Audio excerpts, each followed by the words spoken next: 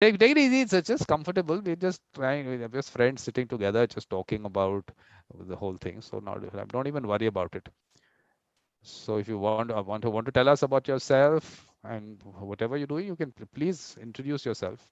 That's not a problem at all. Yep. Okay, so I'll do it this way. I'll start introducing myself, then Yep. I'll give the room to Viviane. She can introduce herself and then do her presentation. So my name Yep. is Carolina Barboza Lima. I am a lawyer. My expertise is in public law and tax law here in Brazil. I also practice mediation and arbitration. I do have a 4-year experience practicing arbitration and 2 years of mediation in Canada while I was living there and also managing the ADR Institute of British Columbia. Now back in Brazil, I'm back practicing, especially, how would I call it? It's more like business mediation. So, and also I do practice as a tax lawyer here in Brazil.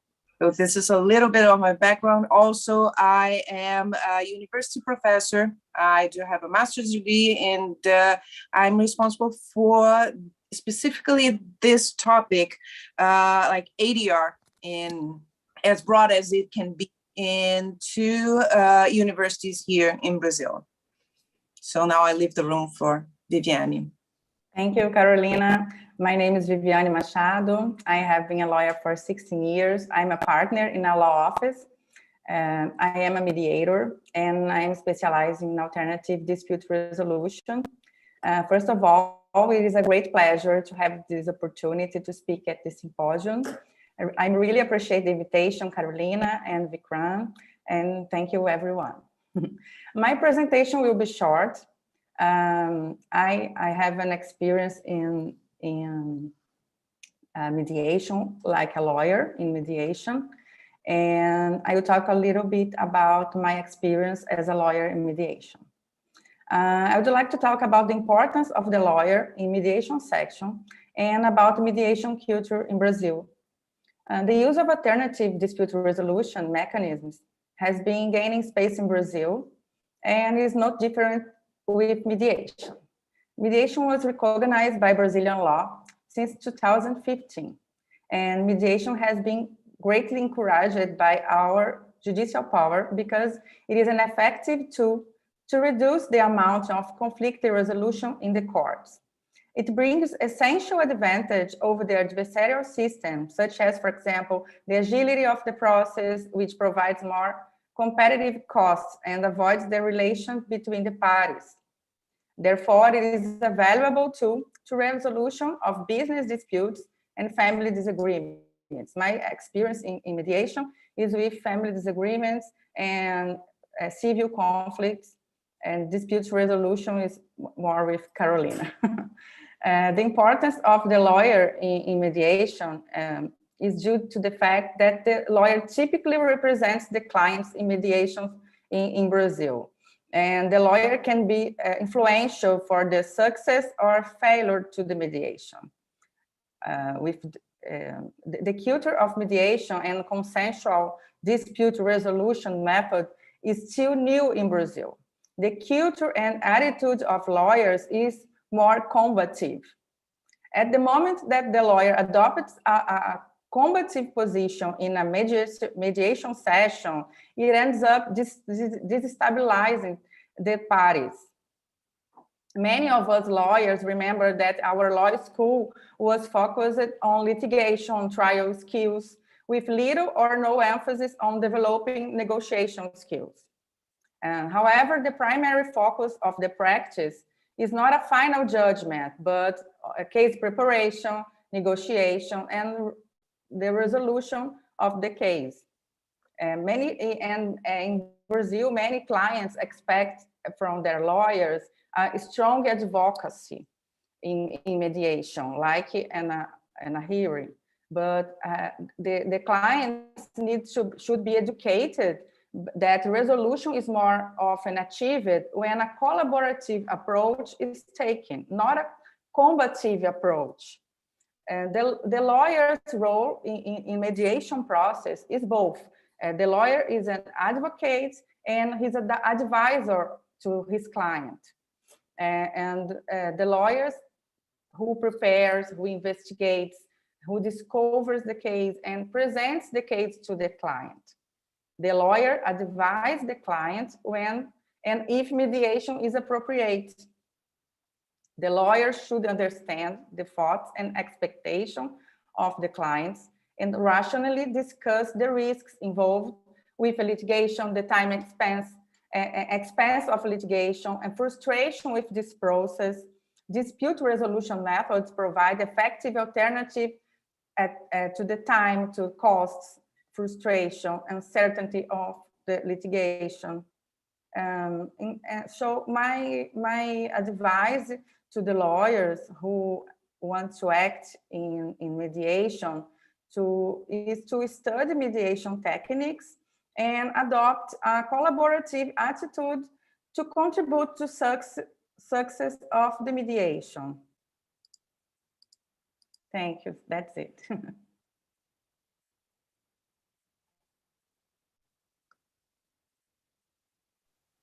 Thank you. I'm sorry, my English. One thing, right? So after this meeting, that's fine. So this I can't. I didn't listen. Mediation here because there are other resolution systems and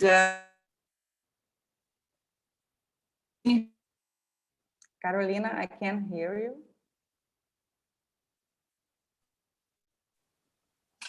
Hi, Vikram, can you hear me? Now I can. Now I can. Am I back? Yes. Okay. Okay. So I was thinking about starting to explain the concept of mediation here in Brazil, because there are other dispute resolution mechanisms, and for us, it's very specific what is called mediation. We do practice negotiation, we do practice conciliation, we do practice mediation, and collaborative lawyers, for instance, practice here in Brazil, what is something a bit newer in comparison to mediation and also conciliation specifically. Lawyers in Brazil were not really educated for that. But basically, because in a system, we do have a very adversarial system, as Viviane was saying. So basically, in Brazil, our civil procedure code has introduced conciliation as part of the process here. And what we call conciliation is an ADR process in which the neutral is allowed to be creative, to give ideas and offer solutions. So he is also discussing with the parties in order to come to an end. It doesn't happen here in mediation. So the neutral has to be entirely away from the creative process. The mediator has to allow the parties to come to a conclusion built by themselves. So it's a little bit different what happens. And because of that, because our civil procedure code has only introduced conciliation into our code, mediation is something really newer to us. We do practice mediation, but it's not as widespread as conciliation to us. And conciliation in our civil procedure system is something mandatory. What made conciliation also, let's say, something that became part of our culture. But conciliation is completely different because, as I was saying, the neutral is allowed to help the parties, not only help, let me say, but to give ideas to the parties to what can become the solution to that conflict. And the mediator has a more, let's say, passive position in order to just help the parties communicate and build by themselves the solution. So this is really new to us. Viviane was also saying that we do have a very adversarial culture here in Brazil, and that's also part of what we professors were doing in our legal school, law schools here. So unfortunately, the culture that you can win, you are a lawyer made to win by your client, is something that is really or still part of our education. I am really glad to share with you that last month I completed a work that I was doing, developing the program at a university, a new university here in Brazil, in which we were able to create a program, an entire program, like 5-year program, which is the law school length here in Brazil, only focused in the peace culture. So making professionals at law to work in a way that they can see the win-win possibility. They can see that they are there to bring peace or to help parties to achieve peace instead of just winning something. And also educate the parties to them by themselves, know that in the future, whenever a conflict arises, they are able to also build a solution by themselves. But this is really new. This program was just authorized by our Ministry of Education about 2 weeks ago. Gladly, we do have some grades here in order to authorize, of course, a law school here to work in Brazil, and it goes from 1 to 5. 5 is the higher grade. We were lucky to get the 5 grades, considering that was a great program. But that's something really new.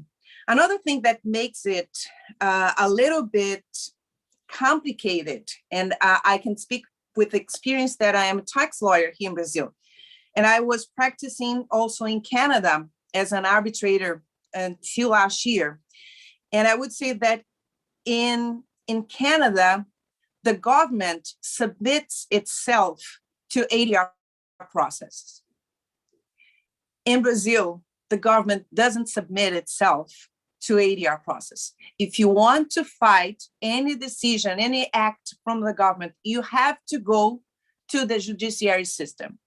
So the government only allow you to complain about whatever their representatives will be doing if you go to the courts. And that's something really problematic, because let's think that the government wants to introduce another mean of solution, another dispute resolution system by introducing mediation and also creating special events. And they were really doing that with a national department from the government, creating events to advocate for the use of mediation. But the problem is, if you as a government don't allow yourself or submit yourself to that process, how can you also advocate and say that that's something good? So this is something that is starting to change. There is a state here in Brazil, in Minas Gerais, for instance, that has already regulated a system that the government of Minas Gerais can submit itself to that ADR process. But slowly, step by step, trying to advocate that. The other idea, and I will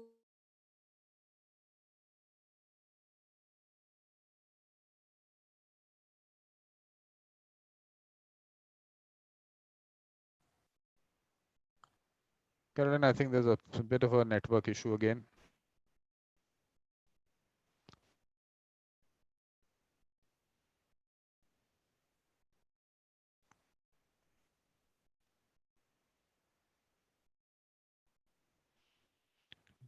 This we'll have to live with, I think.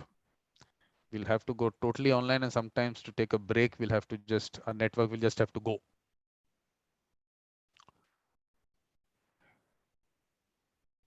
But I think really we should have actually had that little introduction on the theme first. What do you think, Prabhat? Yeah, I think so.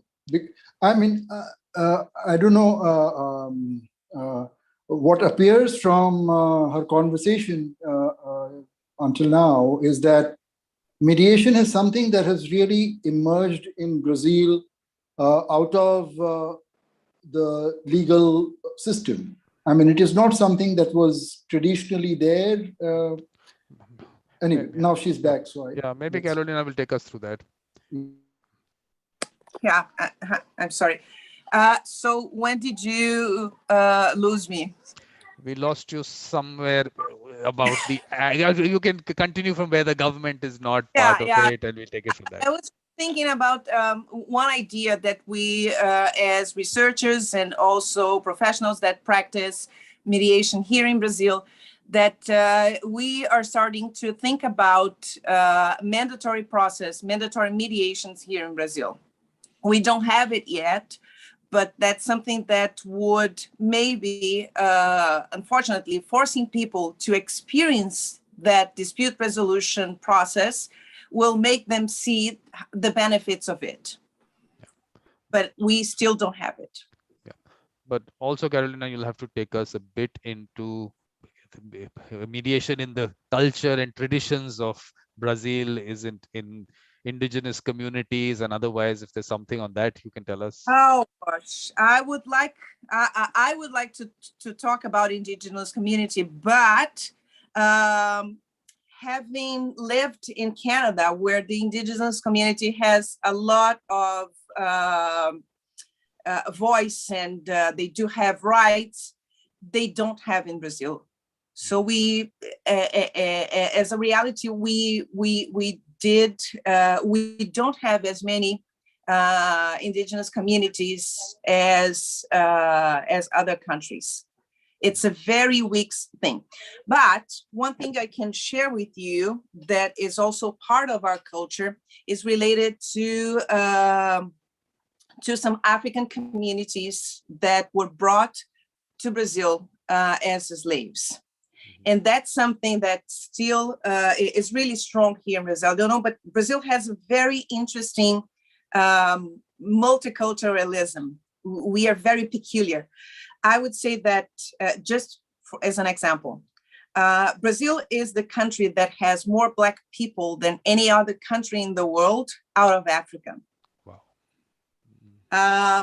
Brazil is the country that has the biggest Japanese community in the world. Brazil is one of the 4 countries, one of the 5 countries in the world that has more people that speaks German. And there's another number. So I was hearing the other day, oh gosh, Lebanon. I was reading that I think Lebanon has something less than 5 million inhabitants. There are approximately 10 million Lebanese people in Brazil. So it's a very multicultural country. And the thing is that unlike Canada, where if you immigrate there, you'll be called New Canadian. If you immigrate to Canada, you'll just be called Brazilian, because we just integrate everybody in our country. And that's one thing that I think we inherited from the Black people that came from Africa as slaves. There's this philosophy that's called Ubuntu. I don't know if you've heard about Ubuntu, probably. And some of our mediators do practice Ubuntu, introduce Ubuntu in their techniques in order to work as a mediator. So this is something that I think is really interesting to share with you, related to the Brazilian community and what we are. So we also say that the passport that is more like, you can find more false passports from Brazilians all over the world than any other country. And do you know why? Can you guess? No, tell us. Like, everybody looks like a Brazilian. Yeah, so we are very a very multicultural country, and we are really proud of that.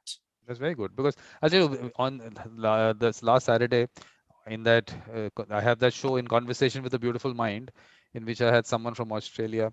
So he's someone who moved from the US, and like you say, he was African American, he calls himself. And I was asking him, why don't you people call yourself Americans? But he felt that it's a good thing to have that Yeah. identity. So he Yeah. felt that way. And on the Ubuntu thing, the first speaker that we had today was from Burundi. And he was saying that the Ubuntu, they're losing out in Africa. I mean, at least in Burundi, they're losing out on that concept. So it's good that at least some people are practicing that aspect, at least in Brazil. But within these communities, have you ever noticed that there is some concept of mediation that they're using internally in the communities in Brazil? Yeah. And I do. If we think about the terminology and the aspects of what is mediation and arbitration and conciliation, we do see it more within those communities. We don't have as many as them as you might think, but really we can see it happening. But as I was saying, one bad thing that we did, because we were colonized by Iberic cultures, especially Portuguese and Spanish, and they used the religion as a way to colonize people here. So because of that, of course, lots of that culture was lost, influenced by the Christianism. Okay. But what I'll do is, because this is what we did in the morning, we'll just go through the theme that I had circulated.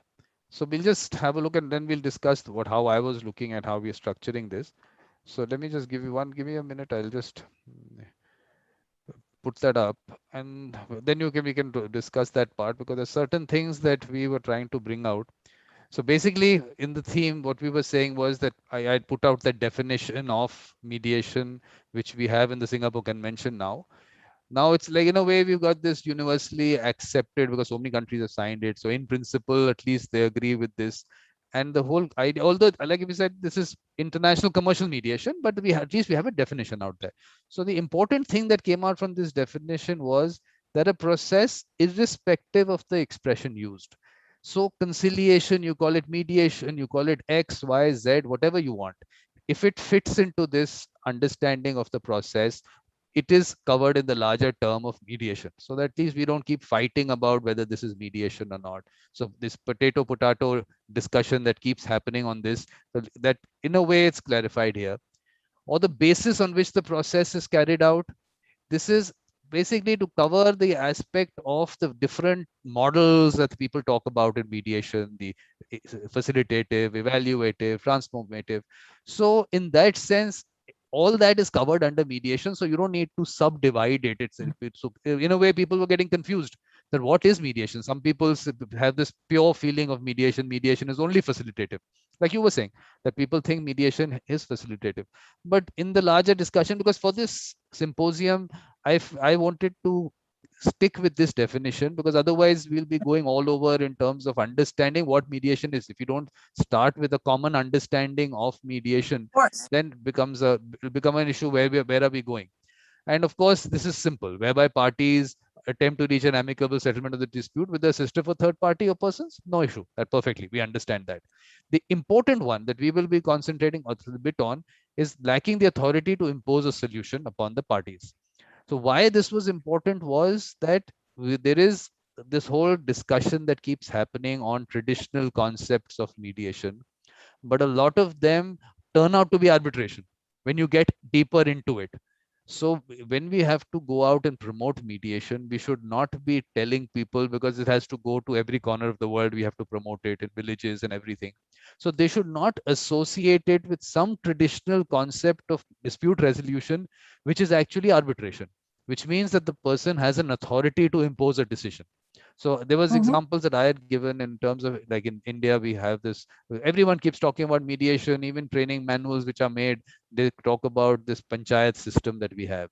But panchayat system was as people elected by the village, and there were a quasi judicial body that was made out, and they actually gave a decision. And in the villages, people know that the decision of the panchayat, I mean, in Hindi, there is a terminology for that. So they actually understand that. So today, if you go out and tell them that you must try this concept of mediation and they confuse it with that, then they'll say that it is not party self-determination. And that is what we keep saying. So the idea is to differentiate that also. The similar example I had given when that from Kazakhstan also, there was a concept called BIS, BIYS. And there also, it turned out to be a Sharia court, where internationally, if you look at certain websites, they talk about that being mediation. So it's actually a court. So this confusion that has been created will create confusion in the minds of people whom we want that they should use mediation, and they should move away from this adversarial concept of dispute resolution. So it came up from there. And I mean, we internally, we keep using the word mediation, but it's not that they are familiar with that word. So it doesn't matter what word they use. The point is the method, that the process that they use, does it fit into that definition or not? And that is the important part. So the word should not matter, because when we are going out, we might have to use words which they are more familiar with. So that has to go out. So, and the whole idea is that this whole collaborative approach to dispute resolution, where did we move away from that? When did we become so adversarial, or were we both? We were working on both, and maybe adversarial took over some point of time, or because like you were a colony, we were a colony, and these colonies, did they get a certain kind of a mindset which they are not being able to get out of? So those kind of discussions we will obviously have. Then there are examples from all over the world about families, communities, business communities, indigenous communities using this collaborative method of dispute resolution and a non-adversarial method of dispute resolution. So we should bring that out. As we go along, we should bring that out. And the whole idea being that if we have used it for so many years, it's been out there, why should we not do it? We should go back to it and develop that culture of mediation. It's part of our culture. So this is what it was. But historically, like I circulated that paper from Giovanni, so he's gone into the historical perspective. So we might need to go a little bit into the historical perspective, but at least to be able to then kind of have a clearer concept of mediation as it is understood in every corner of the world, instead of mediators internally discussing what mediation is and the process and all, like I said, this whole evaluative, facilitative, transformative. I mean, the user is not interested. The user is interested to resolve their dispute. So the process is a broad way. How you have to go about it is broad. So let's not confuse the user, because the confuser also doesn't, the user doesn't understand that, is there a law? Do we have a law on mediation? Because I mean, what is mediation? So that's why the broad definition at least tells you, like you said, conciliation, and you got a law. We've got a law on conciliation. So in that, it says that the conciliator can be evaluative, in the sense can suggest to the parties. So perfectly all right. If they want to do it, why not? But if mediation as we know it, does it have to be totally facilitative? It doesn't really say so anywhere. It is something that people in their methods might do it. So that's up to them. I mean, how they go about it. So this is how it is. Because I'm telling you what we got, the law that we got, I don't know where your law came from. Ours came from the UNCITRAL model law, which was in 1996, we got this, where the UNCITRAL was using the word conciliation, but now they're very clear, they're clarified in the new law. And this is very important, that in previously adopted texts and relevant documents, UNCITRAL used the term conciliation with the understanding that the terms conciliation, mediation were interchangeable. In preparing this model law, the Commission decided to use the term mediation instead, in an effort to adapt to the actual and practical use of the terms, and with the expectation that this change will facilitate the promotion and heighten the visibility of the model law. This change in terminology does not have any substantive or conceptual implications. This is important to tell, because I'm telling you, I hear a lot about this in India also. We don't have a law on mediation. The broad definition tells you that if you have a law on conciliation, it is mediation. It is, they're interchangeable. So that part of it, we'll have a different view on that, definitely. So that, as we bring, please bring No, out these no, no. cards. No, it's not a different view. I'm just sharing what is in the Brazilian legal system. So instead of just my point of view, because we do have conciliation law, we do have mediation law, we do have arbitration law. And one thing that is really interesting is that there is no confusion in Brazil, whereas if it is arbitration or mediation and conciliation. So it's really clear in people's mind what we are doing. And we are also experiencing here in Brazil lots of restorative justice practices, which is something also that we can use a lot of mediation practices while applying the restorative justice practice as well. But so this is something. Can you take us a little bit on the mediation and conciliation laws and the difference between the two a little bit more elaborately, if possible?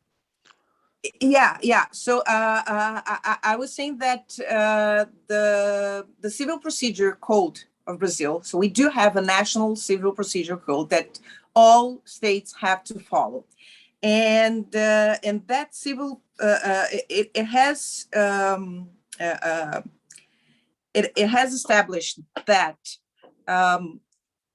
in most of the processes, the judge has to order parties to attend to a conciliation session where the neutral, he's not the judge, so it's a conciliator. That neutral will be helping the parties to achieve a conflict resolution, so a solution to the issue. And that's really clear to us. And that conciliator has a really active role in that session. One of the things that he usually tells is, usually for those cases, the courts will tend to understand this. You do have those problems. I would have done this way, or we can come with this solution, and working together with the parties to achieve the resolution. That is really clear to us. We have been experiencing that since 1973. So I might say that most of the lawyers that practice today, they are very familiar with this process.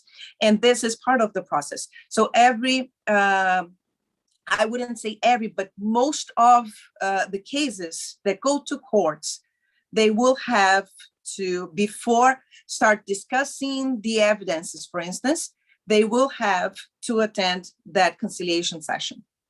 So this is something that we are really used to be doing. We can call it mediation. So in a way, we are used to it. And that conciliator is not a person that will able to provide a decision, has the authority to provide a decision at the end. So that's really clear. We do have those phases in the process. Mediation is something newer, but arbitration, we have started regulating arbitration since the 1990s. And we do follow the ancestral model law. We do have our internal law, but arbitration is practiced more in the commercial field. We don't see it a lot. We basically see it for big contracts, really expensive contracts, and for big enterprises, for instance. And the parties understand that in that case, they will be having a neutral that will act. So like, let's think about someone that doesn't really know the ADR system and that they do not have any legal education. Let's say that they think they see that person as a judge, because it is a person that will have the authority to provide a decision at the end. But mediation in that way, that the mediator will only be facilitating the discussion, is newer and was introduced about 15 years ago. We are having now in our civil procedure code, we see it as an option. So the judge will send the parties to a conciliator or a mediator. And they and can also be sending to both of them. And the lawyers can also be saying, I would have that, or I would prefer that. And I'm talking to the public mediation when the case goes to courts. Of course, we do have some chambers of mediators here, but parties don't see it still as an option. They're not really, they don't really know that there is that option instead of going to the courts. It's part of the legal education. So most of the lawyers just see the courts also as a solution. This is something that we are trying to change right now. And also, it's part of, I can say, of the Brazilian culture. We do have a very adversarial culture. Unfortunately, that's part of us. And it was built the way that we were colonized. And it's really clear, there are many sociologists explaining that we don't have a society that is split into castes, for instance. We do, but of course we can see different classes of people, like medium class, lower class, economically speaking. And it also interferes in our culture, the way those groups in the society relate to themselves. So there's always a clash into those groups, and that becomes part of our culture in a way that we see ourselves as, you have to win, and you have to win in order to move from one group economically to the other. So unfortunately, this is, if I could have explained something, but you'll have to shock us also by telling us how many cases are pending in courts in Brazil. Let's shock everyone, because everyone is shocked by India, and I hear there are 3 times the amount in Brazil. But please shock us. You tell us, how many are there? We have millions and millions of cases. I'm not now. I haven't checked the numbers, but I'm sure we are the champions in the world, because and like, if you tell the numbers in India, it makes sense, because we are talking about a population that's more than 1 billion. We are just 200 million inhabitants. Because interestingly, I was told that the number of people that you have in your country, you have that many matters pending in court. Yeah, but I can tell there is one thing that I don't know yet about India. I'm just starting researching BRICS countries. But the thing is that it's very easy to go to courts. So the doors of the courts here, the gates are open.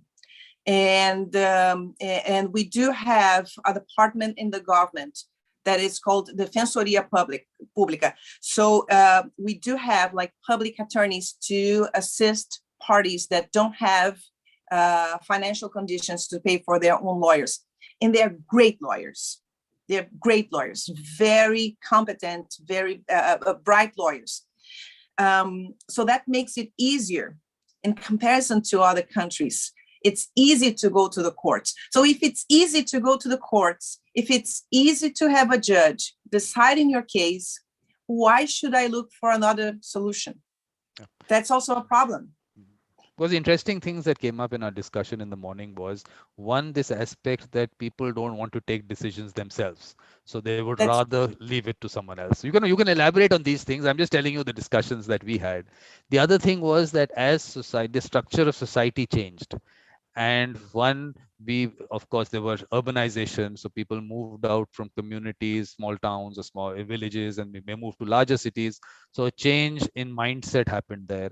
Then within families, this nuclear families developed. So that changed. So there were no people around to do the mediation. So these are discussions that came up. So in that context, what would you say about Brazil? Well, I do see that the thing that you mentioned, like people from moving from rural areas to cities and larger cities, that's something that really happened in Brazil, and it really affected the way we see the conflict, and it was something that happened in the last 60 years, so it's kind of new to us. Well, if I can share also a very interesting example, there is the biggest social movement in the world is in Brazil, which is the Movimento Sem Terra, which is no land people movement. So people with no land in rural areas. It is the largest social movement in the world. They're very organized, and they do have a very collaborative mean of dispute resolution. So they do practice restorative justice and mediation in their way to try to solve any conflict that happens within the movement. Mm-hmm. And that's also something that we can learn from them. But still, it's a group. It's just a fraction of the society. We're not talking about large groups, and it's a group that also has one thing that is different from if you think about the society. So there are people that have the same values, people that clearly want the same thing in the world, and that makes it easier to bring them to table to discuss the solution. When you talk about people with different values, with like they want something different for the future, it's really hard to put that people on the table to discuss and try to understand that dispute resolution is not only one thing. So you come here and we discuss about one debt. Okay, so you're going to pay this way or that. The solution is there. Dispute resolution to us is more than that. And I think to everyone in this group is more than that. It's about developing a peace culture, a way that we think that, okay, people will have to learn to find, to build solutions to their conflicts in a way that it will not affect the entire community. Because that's what conflict makes. It affects the entire community. And it is affecting us because it costs a lot. And another problem in Brazil that only big enterprises are seeing is that we do have that issue that the instability of court decisions. You don't know what will come out of that decision. We do have even a saying.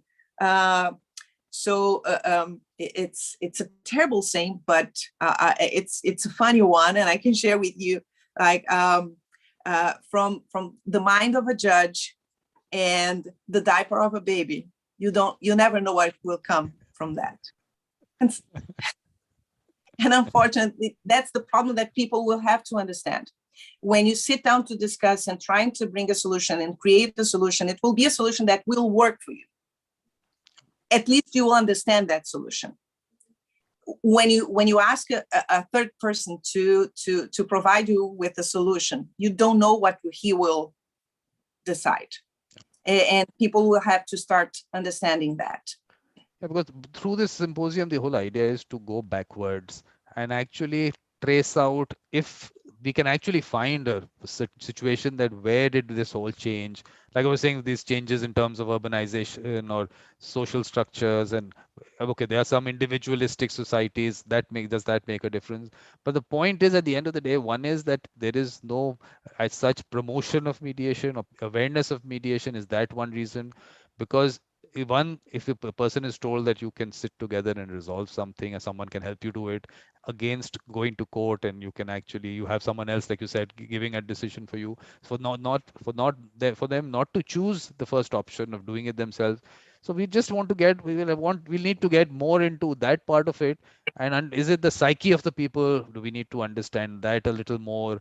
Because look, if you have to make changes, if changes have to happen in society, of course, sociologists will obviously be doing that work, definitely. But specifically from our understandings as practitioners, we'll have our own understanding of the situation.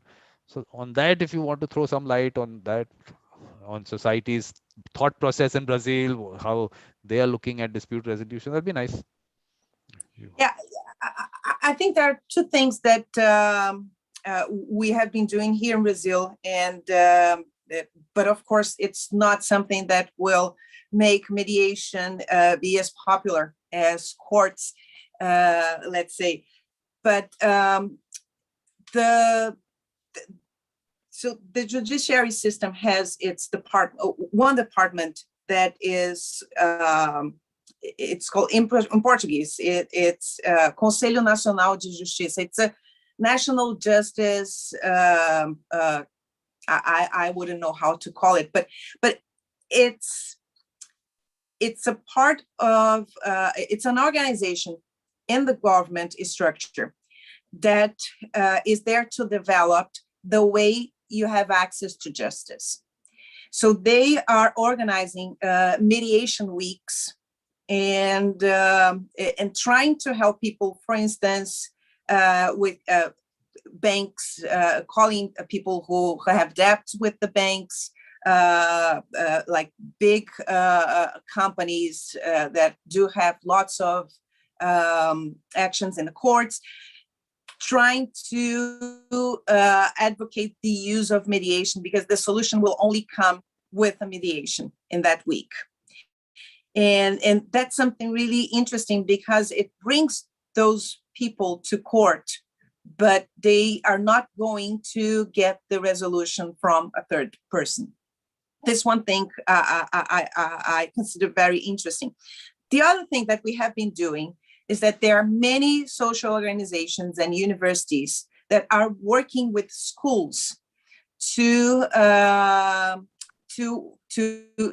use or build mediation systems and restorative justice systems within these schools, instead of using any other way to punish the kids, for instance, but trying to bring the resolution via mediation or restorative justice.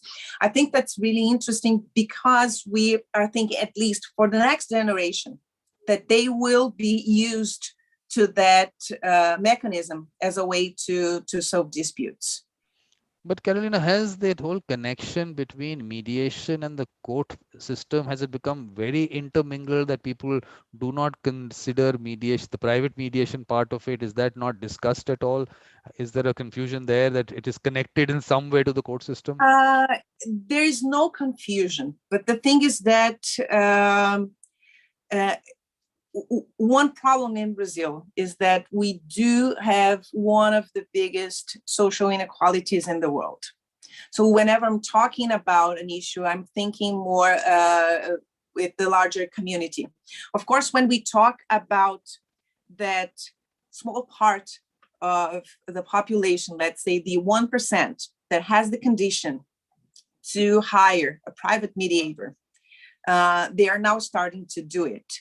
For instance, it's starting to be really hard to find a family lawyer that practice adversarial practice here in Brazil. Most of them are now practicing mediation. So that's one good thing. Yep.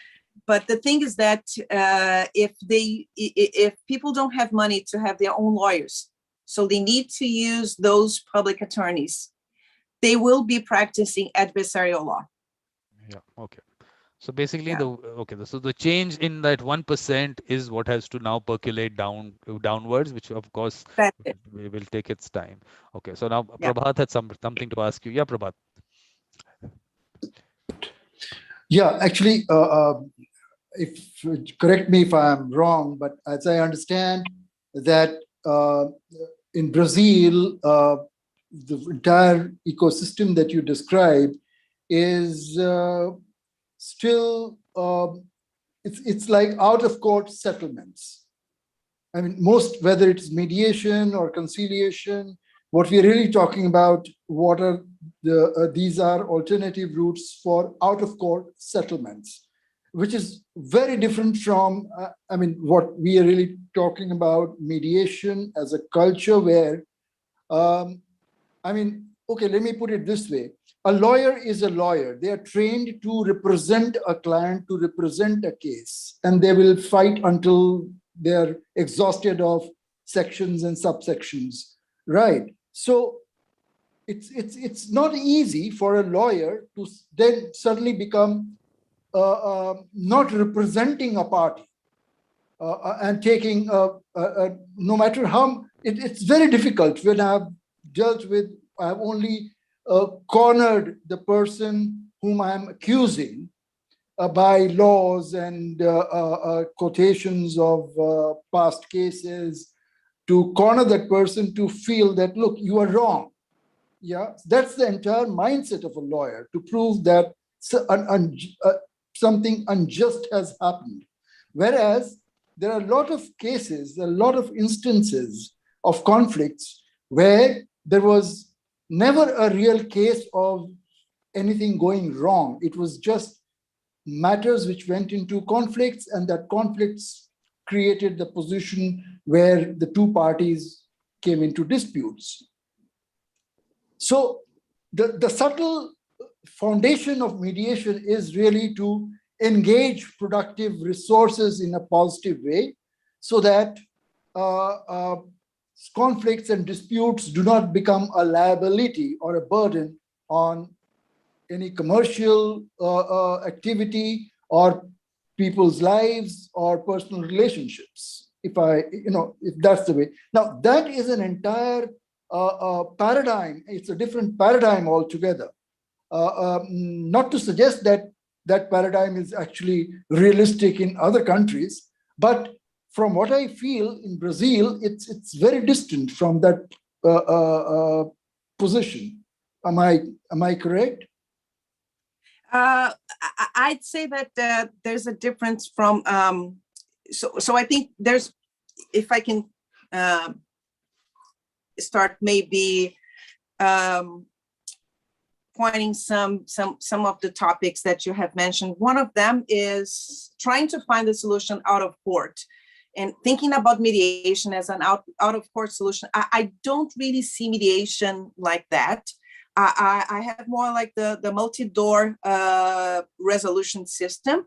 So I do think that maybe we could think, I don't know if you're familiar, but Frank Sander, for instance, from Harvard University, he thought even to have mediation chambers in the same building as the courts.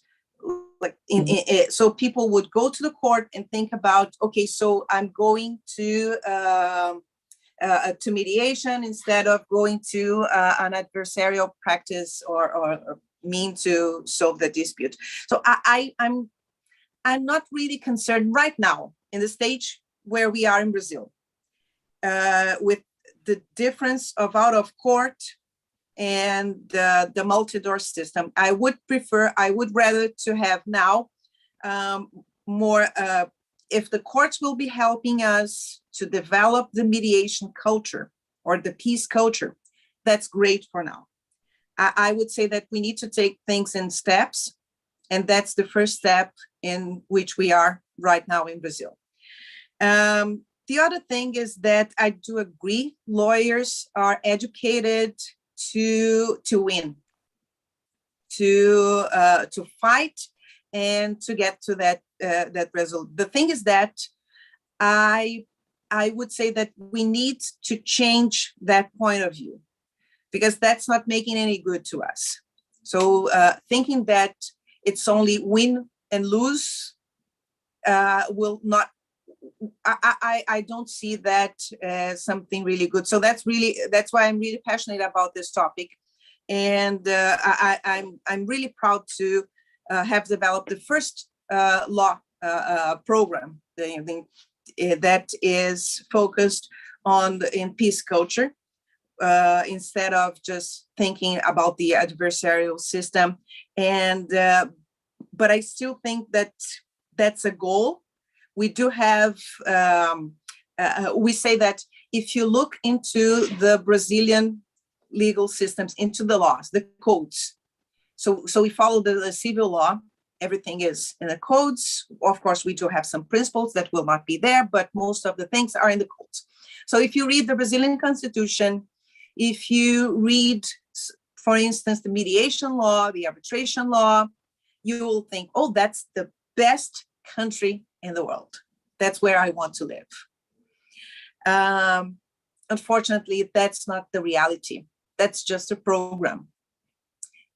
Gladly, we do have a program. So at least we know where we are moving to. Conciliation is really popular in Brazil, and that's why I have differentiated the concepts, because conciliation happens more in Brazil in the courts. I see mediation starting to really teaching people to solve their disputes, and maybe understanding that sometimes they don't really need someone to tell them what to do. Maybe they need someone to help them to communicate with the other person. And that's what a mediator, I see our expertise more in that field, whereas seen in doing something else. So, but I still think we need to move a little bit more.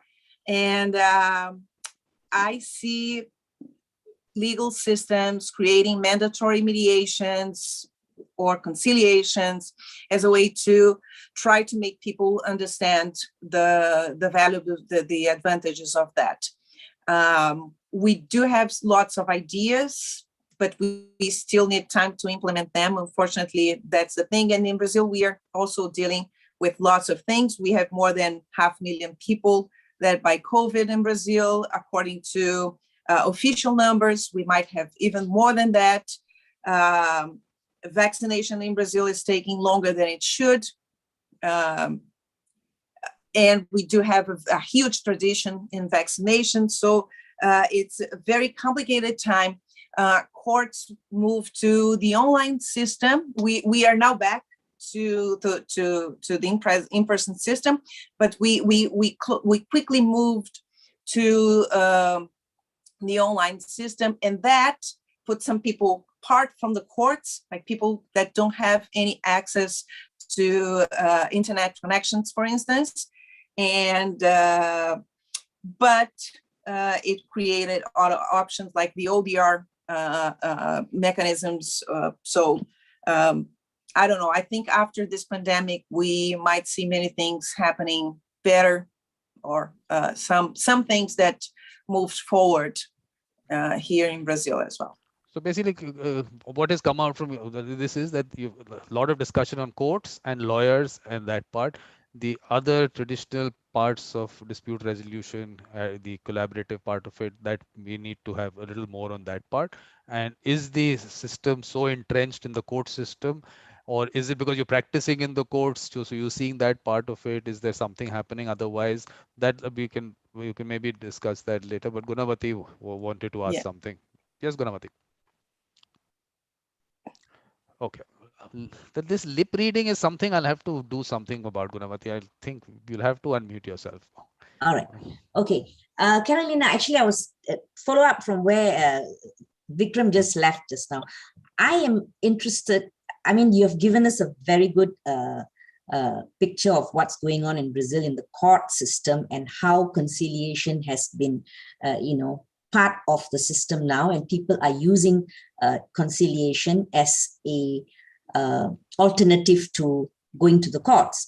But what I would like to know is going with the theme of this symposium is that prior to all this, and let's go back historically, traditionally, were there any form of dispute resolution or peacemaking which took place outside the realm of the courts, traditionally by the people of Brazil?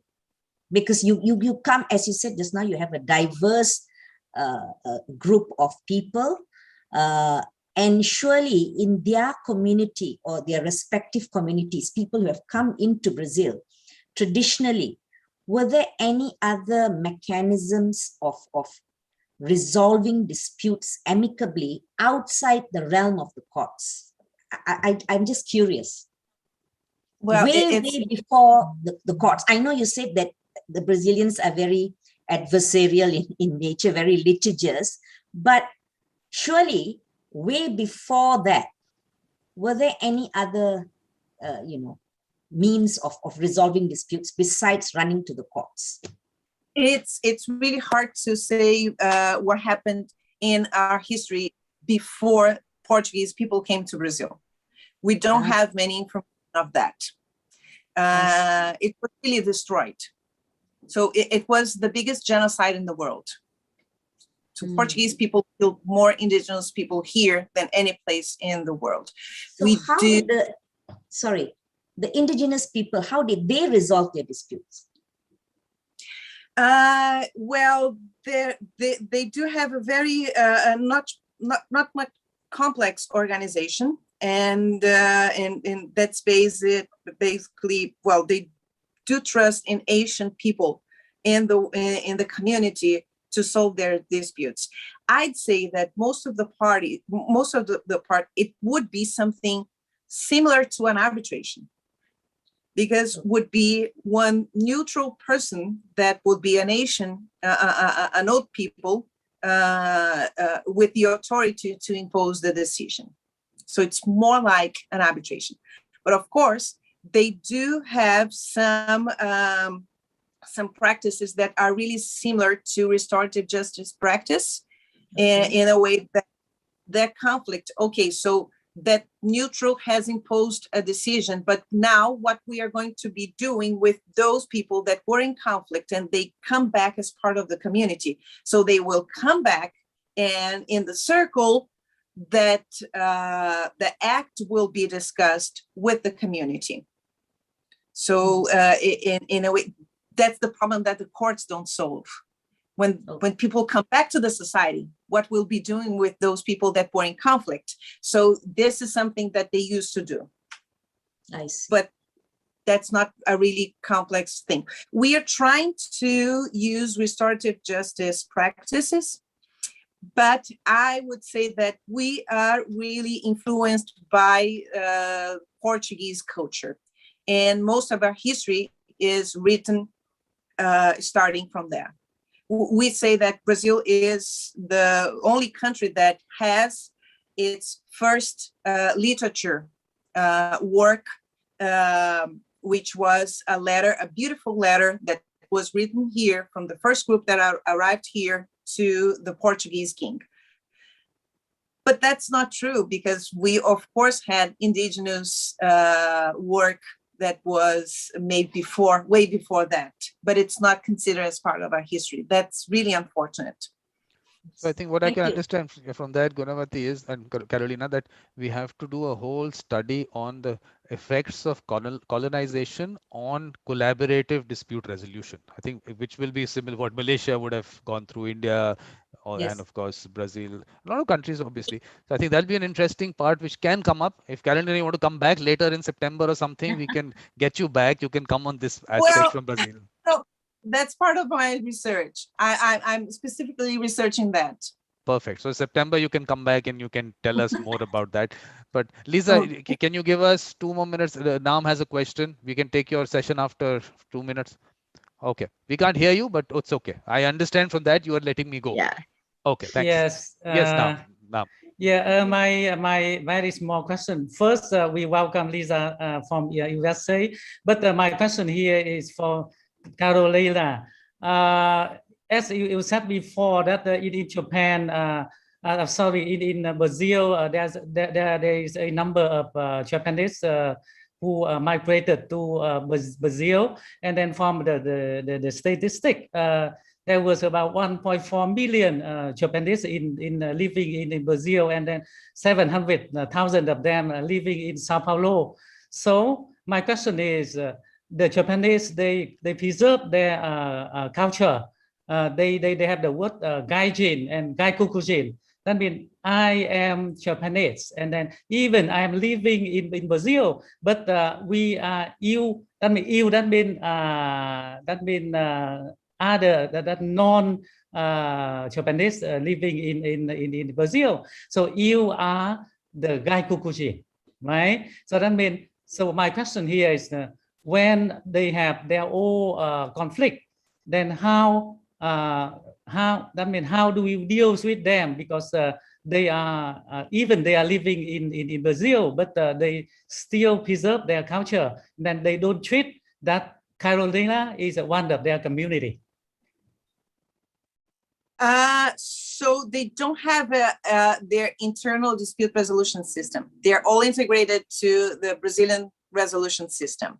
And the thing is that you can be Japanese, but you can also be Brazilian at the same time. This is the way we see. So I'd say that I am, so my blood is half Portuguese, half Irish, but I'm still Brazilian. It doesn't make me less Brazilian than anybody else. And if you immigrate to Brazil, you can keep on saying that, that you're Brazilian. We welcome everyone. But I think what I have to do now is, Nam, whenever you put your promotion of your center at the back, you will be charged for it. He's promoting his center. When I've seen the morning also, he was giving no question. First thing was all the things that his center is doing. Now it won't be allowed from now on. Okay, it's going to be chargeable to put your promotion at the back. So basically at this point of time, I mean, what we have to do is that we have to get Lisa's session going. So everyone will have to. I'm going to end this meeting. Please come back immediately. Just have to end, because I want this session to be a separate session on the YouTube channel. Otherwise it goes as one long session, it becomes a problem. So Carolina's session is one session. So thank you, Carolina. Very nice. And we are expecting you back in September with this is a very interesting topic. The effect of colonization on the collaborative dispute resolution will be very important for a lot of countries. I think, and maybe you can collaborate with people like Gunawati, who, they're academicians, so they can actually, you can all work together. I think we can have a very interesting paper on that. And we can maybe do it sometime in September. Yeah. We can join presentation. We can take as long as you people want. It's not a problem. Perfect. Vietnam will have something to say on that. Vietnam has something to say.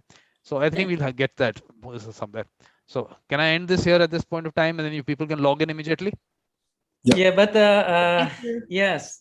But how can we bring more audiences? Because I believe that it is evening times, and then people are busy with their own programs or their work. But we would expect to have more audiences. Now, I'll tell you what has happened. Not for all my shows. What happens is that everyone has got used to watching them on YouTube, and they do it in parts. Because the thing is that the problem started with the first one, which went on for 4 hours without a break. After that, people gave up. They said, we can't go for the live session. We don't know how long it's going to take. And I didn't put a time duration on that. Now here I put a strict time duration. I've said, look, it'll be 1 hour for each session. So at least people would watch it. Watch it on YouTube. I'm no problem. Look, the point is, finally, this is going to get circulated to people. We'll have to send links and all out there. So it's going to be watched on YouTube later. So the people coming in are the people who really want to actually ask questions, and they actually want to get more information on it. So that's okay, but perfectly all right. If you want audience, we'll advertise whenever you're there. We'll put it out on the media. Okay. So thank you very much, Carolina. You people want to thank Carolina, please do.